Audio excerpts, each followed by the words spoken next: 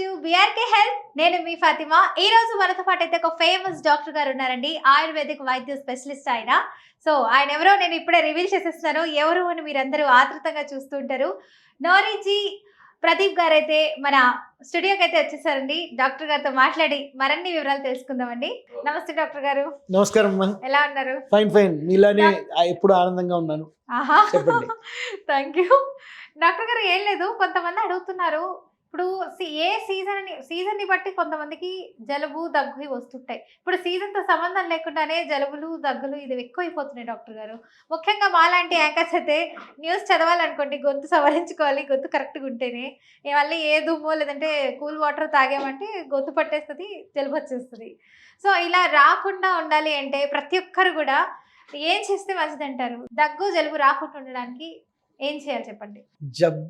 ఈ ఏదైతే మీ చిన్న చిన్న ప్రాబ్లమ్స్ చెప్తున్నారు, విచ్ ఈస్ రొటీన్. ఏదైనా ఒక కార్యం జరుగుతుంది అనుకోండి, ఒక చేంజ్ వచ్చింది అనుకోండి, దానికి ఒక కారణం ఉంటుంది, అంటే ఒక రీజన్ ఉంటుంది. ఆ రీజన్ పట్టుకోవడం ఫస్ట్.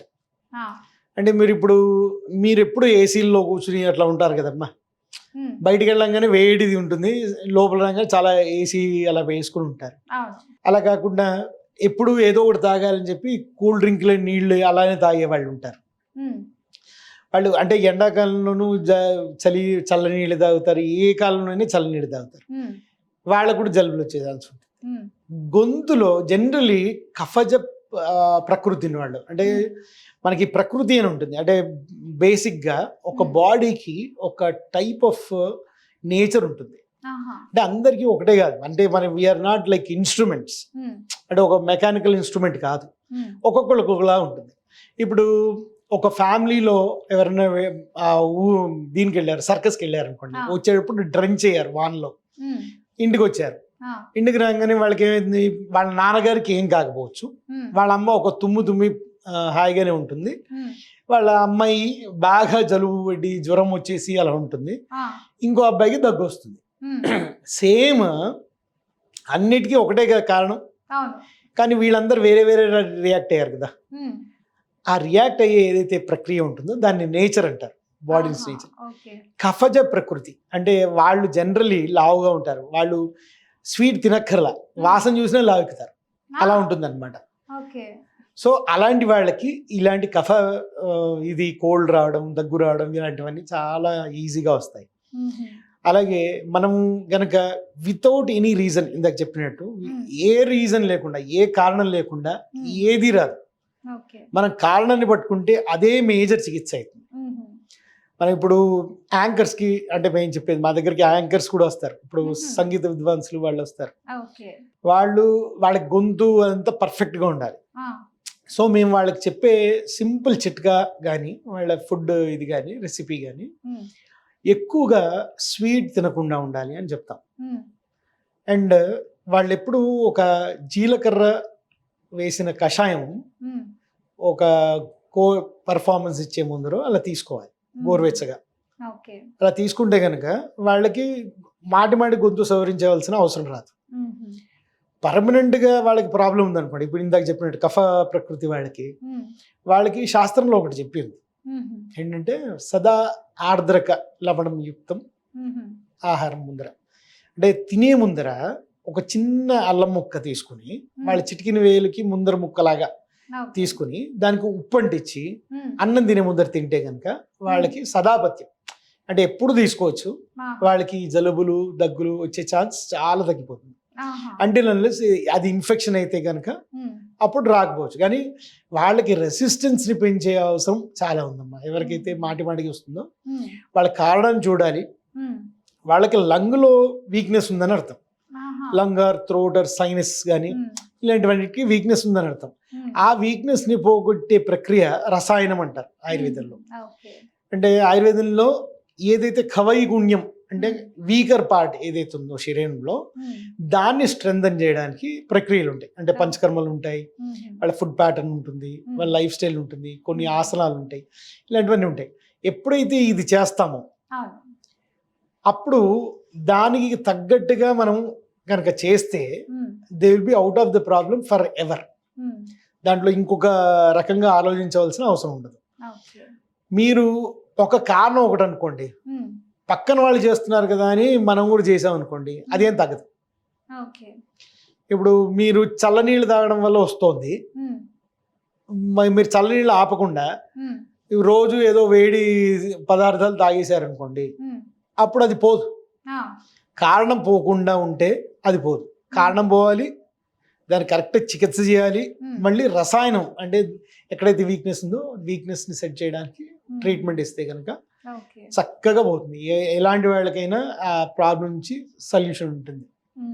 ఇంకొంతమంది అడగమంటున్నారు డాక్టర్ గారు, ఇప్పుడు కొంతమంది మార్నింగ్ నుంచి, ఇప్పుడు ఫర్ ఎగ్జాంపుల్ ఈ రోజంతా ఒక పర్సన్ కి జలుబు దగ్గు ఏం లేదు, కరెక్ట్ నైట్ 2-3 ఆ టైంకి విపరీతమైన జలుబు వచ్చేస్తూ ఉంటుంది. మరి దానికి ఏమంటారు? మళ్ళీ ఒక 1-2 అవర్స్ తర్వాత జలుబు ఉండదు, ఎందుకంటారు అలాగా? అది వాళ్ళ అంటే నీళ్లు కారడం ఇలాంటివి కూడా జరుగుతాయి. ఒక ప్రిన్సిపల్ ఉందండి ఆయుర్వేదంలో, ఒక ఇది చెప్తారు, తే అంతే మధ్యాదిగా క్రమ. అంటే స్టార్టింగ్ లో అంటే వయో అహోరాత్రి భుక్తానం, వయ అంటే వయస్సు, అహోరాత్రి అంటే డే అండ్ నైట్, భుక్తానం అంటే అన్నం తిన్నప్పుడు, తినంగానే అంటే ఈ 4 ఉన్నాయి, డే నైట్ ఆహారం అండ్ వయస్సు లో స్టార్టింగ్ స్టేజ్లో కఫం ఉంటుంది అంటారు. అంటే మీరు ఇది చాలా పర్టికులర్ చూస్తారు, లంచ్ చేసిన తర్వాత ఉండే school period will be very boring, నిద్ర వచ్చేస్తూ ఉంటుంది. ఎందుకంటే అప్పుడు కఫం పెరుగుతుంది.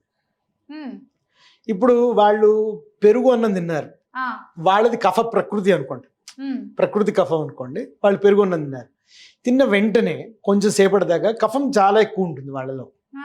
అప్పుడు వాళ్ళకి కొంచెం కఫం ముందర నుంచి ఉంటే గనక, చైన్లో ఉంటే గనక వెంటనే వాళ్ళ కోల్డ్లాగా అనిపిస్తుంది. అది కనుక లేదనుకోండి, లేని వాళ్ళు ఉంటారు, వాళ్ళకి కఫం అన్నం పెరుగన్నం తిన్నారు, వెంటనే వాళ్ళకి అంత కఫంలా అనిపించదు. మీకు అర్థమైంది కదా? ఎవరికి అయితే పర్టికులర్గా కొంచెం కఫం లోపల ఉంటుందో వాళ్ళకి అన్నం తిన్న వెంటనే పెరుగుతుంది. చిన్నపిల్లలకి అందరికీ కఫ ప్రాబ్లమే ఉంటుంది, వాళ్ళకి జలుబులు రావడం, కఫం రావడం ఇలాంటివి ప్రాబ్లమ్సే ఎక్కువ ఉంటాయి. అలాగే పొద్దున్న లేవగానే డల్గా ఎందుకు ఉంటుంది? అది కఫజకాలం, ఫ్లమ్ అలా ఎన్ని ఎక్కువ ఉంటాయి. పొద్దున్న లేవగానే దగ్గుతారు, బ్రష్ చేసుకోగానే ఇంత కఫం వస్తుంది, అది కఫకాలం. అలాగే రాత్రి పడుకునే ముందర మనం టంగ్ క్లీనింగ్ చేసుకోండి, ఇవి చేసుకోండి అని చెప్తాం కదా, అది చేసేది కూడా కఫాన్ని తగ్గించడానికి. శాస్త్రంలో చెప్పారు, తేంత్యమాధ్యాజిగా క్రమ, స్టార్టింగ్ స్టేజ్లో ఏదైతే ఉంటుందో అది కఫంతోనే ఉంటుంది. కాబట్టి కొంతమందికి ఆ టైం నుంచి ఒక పర్టికులర్ టైంలో కఫం వచ్చినట్టుండి ఆ తర్వాత తగ్గిపోతుంది. మీరు చాలా మంచి ప్రశ్న అడిగారు అమ్మా, వెరీ గుడ్. ఇంకొంతమంది అంటారు, ఇప్పుడు ఐస్ క్రీమ్ తిన్నారనుకోండి, జలుబు ఉంది, మళ్ళీ ఐస్ క్రీమ్ తింటే కొంతమంది తగ్గిపోద్ది. అది 2 రకాలుగా. మళ్ళీ కొంతమంది దాన్ని ఒక సామెత, ముళ్ళుని ముళ్ళుతోనే తీయాలన్నట్టు, ఐస్ క్రీమ్ తిన్నా కాబట్టి ఐస్ క్రీమ్ తోనే తీయాలంటారు. ఇది కేవలం ఐస్ క్రీమ్ మీద చాలా ప్రేమ ఉన్న వాళ్ళు చెప్పే సామెతలమ్మా ఇవి. అసలు అలా కాదమ్మా, అలా ఉండదు. జనరల్లీ ఇప్పుడు పిత్త ఇందాక మనం అనుకున్నాం కదా, ఒక ప్రకృతి ఉంటుంది, వేడి ప్రకృతి వాళ్ళు ఉంటారు. వేడి ప్రకృతి వాళ్ళు ఐస్ క్రీమ్ తినగానే కొంచెం కఫంలా అనిపిస్తుంది, బట్ వాళ్ళకి వేడి తగ్గించుకోవడానికి వాళ్ళు నీళ్లు తాగడం వల్ల, బాగా నీళ్లు తాగడం వల్ల వచ్చిన కఫము, అది కనుక వాళ్ళు ఒక ఐస్ క్రీమ్ తిన్నారనుకోండి, అది చల్లగా అయిపోతుంది, అప్పుడు వాళ్ళు నీళ్లు తాగరు, అప్పుడు కఫం రాదు. See this logic is when ఒక కండిషన్ని వస్తే కనుక, అది అందరికి కాదు. అందరూ మంచిగా ఐస్ క్రీమ్ తింటే తగ్గుతుందంటే హ్యాపీగా అందరూ ఐస్ క్రీమ్ తింటారు, కానీ ఐస్ క్రీమ్ తింటే ఖచ్చితంగా పెరుగుతుంది. నేచర్ ఈజ్ వెరీ సిన్సియర్, అది ఏం చేయాలో ఏ టైంలోనే అలా చేస్తుంది. మనం అలా చేయకపోతే మనం ఇప్పటికీ ఇలా ఉండం. నేచర్ ఇస్ సిన్సియర్ కాబట్టి even though human is insincere, you are still living. Super doctor గారు, చాలా బాగా చెప్పారు ఇన్ఫర్మేషన్. Thank you. థ్యాంక్స్.